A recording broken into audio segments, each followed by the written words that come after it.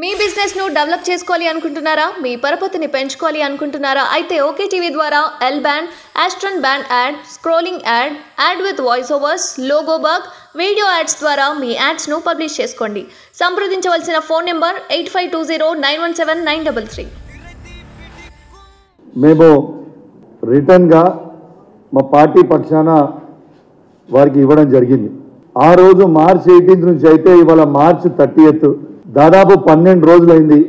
ఏమాత్రము రెస్పాన్స్ లేకపోతే ఇవాళ సెకండ్ అఫిడవిట్ ఇద్దామని మరొక్కసారి ఇద్దాము స్పీకర్ గారికి అని స్పీకర్ ఆఫీస్కి పోతే ఇవాళ అసెంబ్లీలో స్పీకర్ ఆఫీస్కి పోతే ఆడ ఎవ్వరు కూడా లేకపోవడం, ఆ ఆఫీస్లో కేవలం ఒక అటెండర్ మాత్రమే ఉంటే అక్కడి నుంచి సెక్రటరీ దగ్గరికి పోయినాం.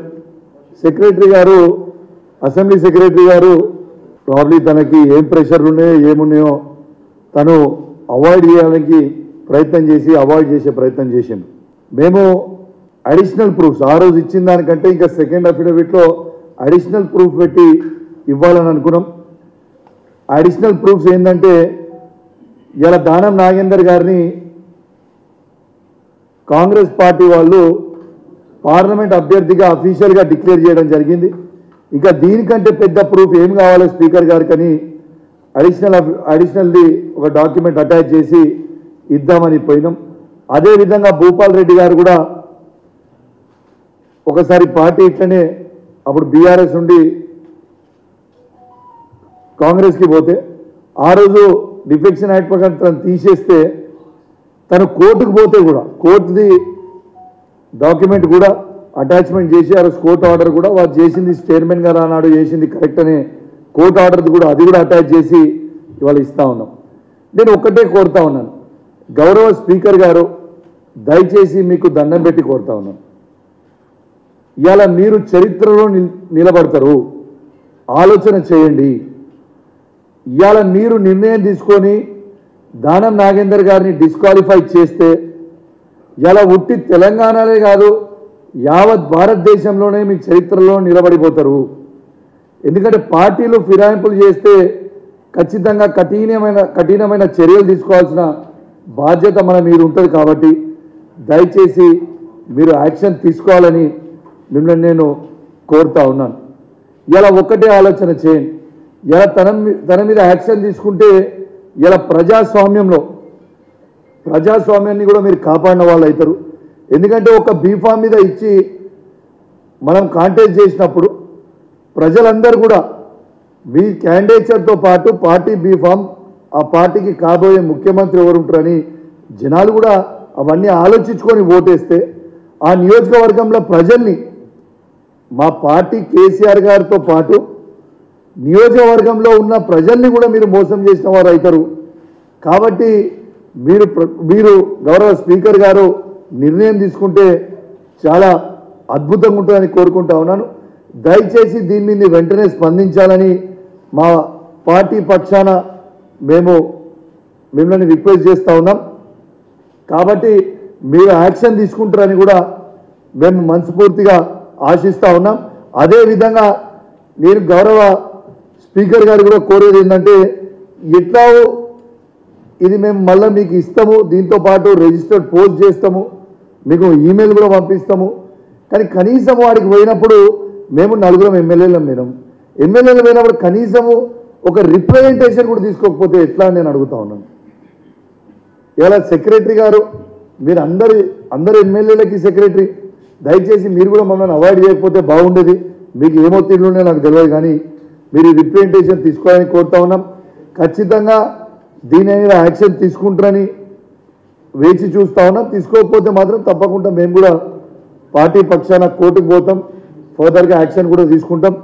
ఎట్టి పరిస్థితిలో ఇలా దానం నాగేందర్ గారిని వెంటనే డిస్క్వాలిఫై చేయాలని మేము బీఆర్ఎస్ పార్టీ పక్షాన మేము డిమాండ్ చేస్తూ ఉన్నాం. ఎందుకంటే ఒక పార్టీలో గెలిచి ఒక పార్టీలో పోవడం అంటే దానంతా సిగ్గుచేటు ఇంకా లేదని నేను అనుకుంటా ఉన్నాను. కాబట్టి దయచేసి స్పీకర్ గారు వెంటనే యాక్షన్ తీసుకోవాలని కోరుకుంటూ సెలవు తీసుకుంటా ఉన్నాను. Thank you very much.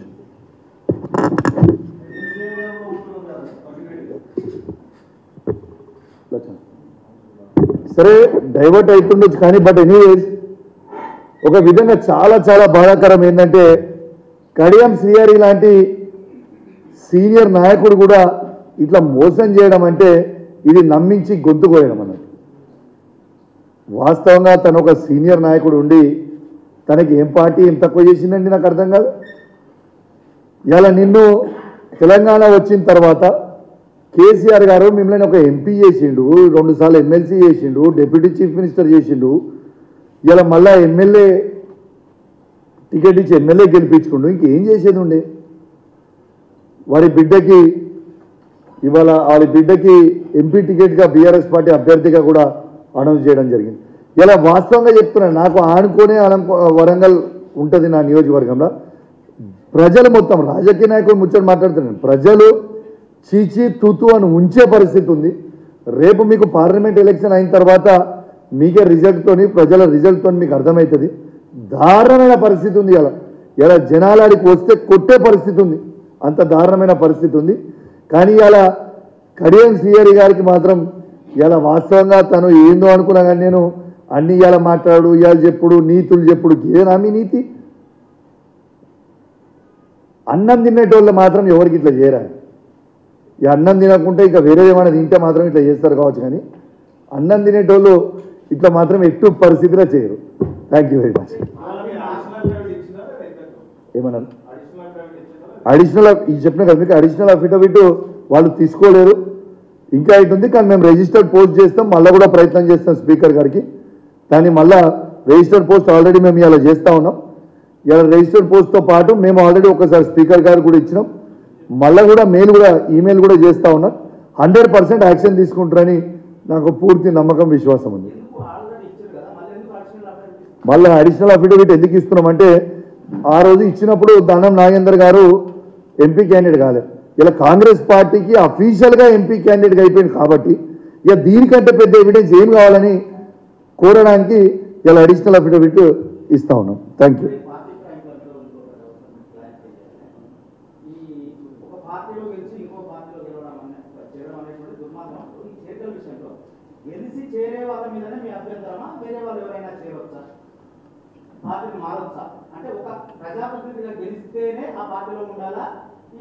ఇగో భాయ్ సాబ్, వీళ్ళతో పాటు ఎవరన్నా కావచ్చు, 10 ఏళ్ళు హ్యాపీగా అన్నీ ఎంజాయ్ చేసుకొని ఇలా కష్టకాలంలో ఉన్నందుకు పోతానని అనుకుంటారు.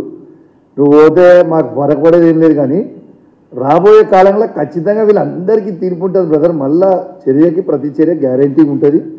మళ్ళా మేము అధికారం రాక తప్పదు, డెఫినెట్ మళ్ళీ KCR will bounce back. KCR గారు అధికారానికి వచ్చినప్పుడు తర్వాత వీళ్ళు వచ్చి కాలు పట్టుకుంటా అలా కూడా మేము పార్టీలకు రానియం, ఇది guarantee. Thank you very much.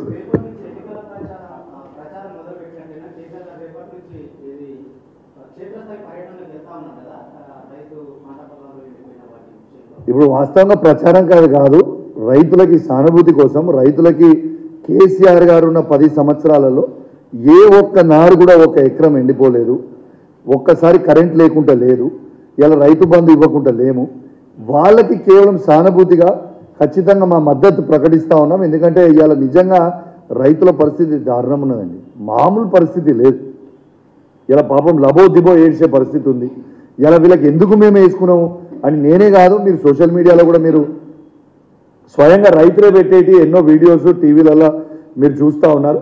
ఇవన్నీ కూడా చాలా చాలా బాధాకరం. వాళ్ళందరికీ కూడా మద్దతు కోసం గౌరవ తెలంగాణ తొలి ముఖ్యమంత్రి కేసీఆర్ గారు కూడా మొదలు పెట్టడం జరిగిందని చెప్పి సందర్భంగా తెలియజేస్తూ ఇంకొక పాయింట్ యాడ్ చేయదలుచుకున్నా. కేసీఆర్ గారు పక్షాన మేము ఇవాళ కంప్లైంట్ ఇవ్వడానికి పోతా ఉన్నాం. కంప్లైంట్ ఇచ్చిన దాన్ని స్పీకర్ గారికి ఇంకొక పెద్ద ఎవిడెన్స్ ఏంటంటే నిన్ననే ఒక ప్రముఖ ఛానల్లో స్వయంగా దానం నాగేందర్ గారే నేను కాంగ్రెస్ పార్టీలో చేరినా అని చెప్పి, ఇక దీనికంటే పెద్ద ఎవిడెన్స్ అవసరం లేదు. కాబట్టి స్పీకర్ గారు వెంటనే స్వయంగా దానం నాగేందర్ గారే నేను కాంగ్రెస్ పార్టీలో చేరినా అన్నారు, టికెట్ తనకి అఫీషియల్గా అనౌన్స్ చేసిన స్వయంగా తన నోటితోనే చెప్పింది. కాబట్టి తనని వెంటనే డిస్క్వాలిఫై చేసి ఈ ప్రజాస్వామ్యాన్ని కాపాడాలని స్పీకర్ గారిని మరొక్కసారి రిక్వెస్ట్ చేస్తూ సెలవు తీసుకున్నాను. జై తెలంగాణ, జై కేసీఆర్. Thank you.